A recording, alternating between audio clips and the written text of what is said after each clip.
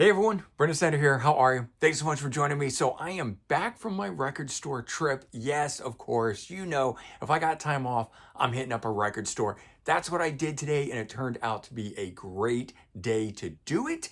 So I went out to Long Island, New York, in Amityville, and hit up High Fidelity Records. Marcus, the store owner there, did an interview with him. You're going to be seeing it. Maybe you've already seen it. I don't know which order I'm posting these in. Had a great time at this store. Did a Let's Go to the Record Store episode, and thought now it's time to go through the scores that I got from the record store.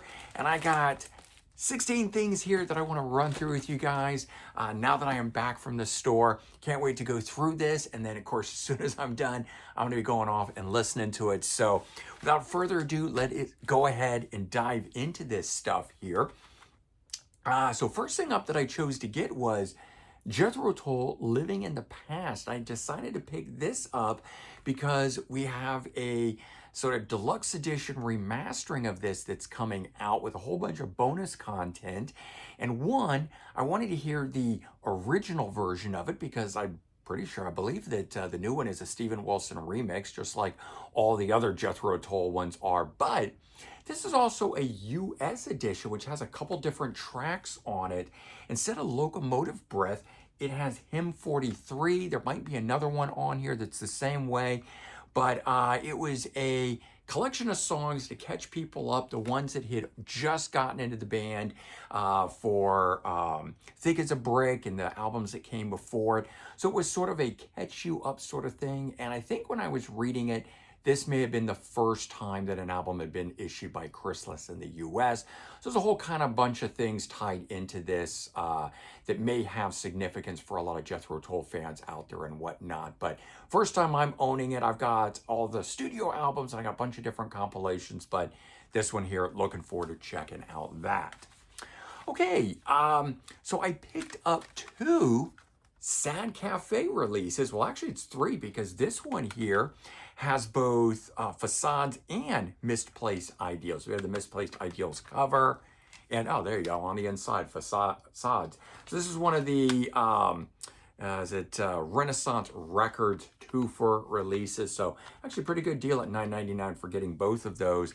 And this is like 78, 79, I believe. This is 1989. Whatever It Takes. I think it's their last album. And sort of the claim to fame is that I'm a big fan of Mike and the Mechanics, and Paul Young, who was in Mike and the Mechanics, was part of Sad Cafe. Interesting, up until only recently, I thought the Paul Young that was in Mike and the Mechanics was the pop star Paul Young, but it's actually not. Apparently it was a completely different one the whole time, and he was the guy from Sad Cafe. Somebody corrected me on that, and I'm glad to know because it actually allowed me to go out and get some more stuff with his vocals on it. I had kind of never really given Sad Cafe a good shake. I think I might have one of their records on LP, but now I'm looking forward to really checking it out, diving into it, knowing that extra bit of info. Okay, I found this one here, David Urich, and I don't know if I'm saying his name, David Urich probably. Right from the cover, you can tell, guitar player, flip it over, you look at those guys, you go, yep, that's gonna rock, right? This is 1992, it's on Red Light Records, not familiar with the label, but I just saw that and thought to myself, this guy's gonna shred, and sure enough, he does. So I've been enjoying that. Remember, I wear my headphones with me when I go shopping so that I can sample this stuff and know whether or not I'm going to dig it or not dig it. So I certainly checked out all four of those that I already showed you. I checked this out too. Road Racer Records, release of Realm, Endless War, some good, maybe cross between power metal and thrash. It's definitely got a thrash vibe to it, but the vocals on it are a little bit more operatic in that sort of power metal vein. So it's a little mixture of that, the way I think of it at least. But original release of that, gonna look forward to checking that out. I always love finding some old school thrash or 80s music that I don't have. This is going back a ways, might even be a year back now at this point, but I really got into an artist, Terry and the Pirates. and Terry Dolan. I can't quite remember the connection, but in a roundabout sort of way, there was a connection to Quicksilver Messenger Service. That's who I was into at the time. And by way of that, and the guitar player, I think one of the guitar players from Quicksilver played with Terry and the Pirates briefly. And I don't know if he's part of this or he's not part of this, but this is a live album. And definitely looking forward to checking it out. But really hard to come across the Terry and the Pirates stuff. So that's a nice little find there. I think that was a 1979 live album. This was an interesting one. Trust. The album here is Repression, and it's got the song Antisocial on it. They're a French band. They're the ones who wrote and performed that song that Anthrax later took, did an American English version of it, and had the big hit that they did with it off of State of Euphoria. But it's actually this French band, and this was a cool find to get. I've never seen this on CD. I think I might have the LP edition, but I've got some other stuff from them. I have their one English album that they did to capitalize on the success that Anthrax brought to the band. But this one here is in French. This is that original release. I think it's 1980. This is a Christian rock band. I don't know where quite they fall in terms of whether they're AOR, melodic rock, rock, hard rock, etc. But name of the group, Jerusalem. And they are a band from another country. They do, I think this is an English sung album, but all their other albums were in their native tongue. I don't remember where they're from, but I recently was reading about it. I know that their stuff was going to get reissued or whatever, but this looks to be an original of it, so I'm very glad to check this out. Dancing on the Head of the Serpent is the title of that. But either way, I've been sort of amassing a bunch of different Christian rock bands and given them a whirl. Whereas previously I had sort of steered clear of that stuff. It wasn't my cup of tea, but I sort of now look at it lyrically as just this, no different than whether someone's doing fantasy or historical or something along those lines. They're singing about that as opposed to other people that sing about other topics. So I don't know, rolled over and I'm good with it now, but it's finding kind of a whole new genre of stuff to get into. And there's a lot of great bands in there that really run under the radar because they're pigeonholed as the Christian rock thing. And like myself, who didn't really give a lot of these bands their due that they deserve, now I am. So trying to get on the bandwagon, I guess. Elegy, don't know anything about this band. I saw they were on the TNT label, and I know that a lot of cool metal bands that I like are on this label, and gave this a whirl, and I would say it's a cross between something that is metal and progressive along those lines. This looks to be 1992 release for whoever this is. I looked them up. Like I said, I was able to give them a listen. They have a bunch of other albums out. So I don't know. I'll give you guys more info on that when I do my weekly New Music Finds episodes. After I have a chance to really get into these and give them a listen, then of course I can tell you more about it. So do check back when I post that on Wednesday. The Nice. And it is nice because I've been in a whole ELP, Emerson, Lake and Palmer kick, and Keith Emerson part of the Nice, and ELP was kind of the new Nice, and they did a lot of basically the same stuff. I mean, they had their pop stuff, but they also did a lot of the progressive keyboard laden stuff that ELP would do. And I only just recently, like a day or two back, gave a listen to some of this stuff and was actually pleasantly surprised. I have a best of collection on the way from eBay, but it's so nice that when you're in the mood for something and you want something and you can't readily get these albums, they're all out of print.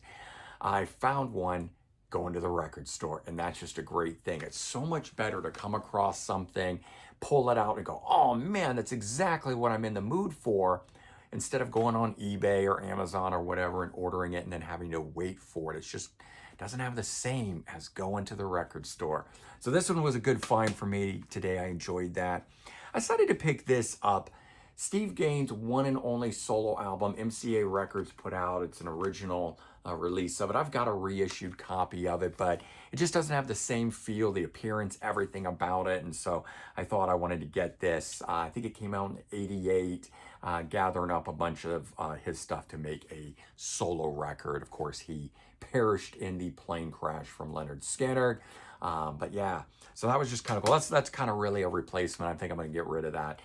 It's probably a remastered one, but I still would rather have the original release in the end of the day.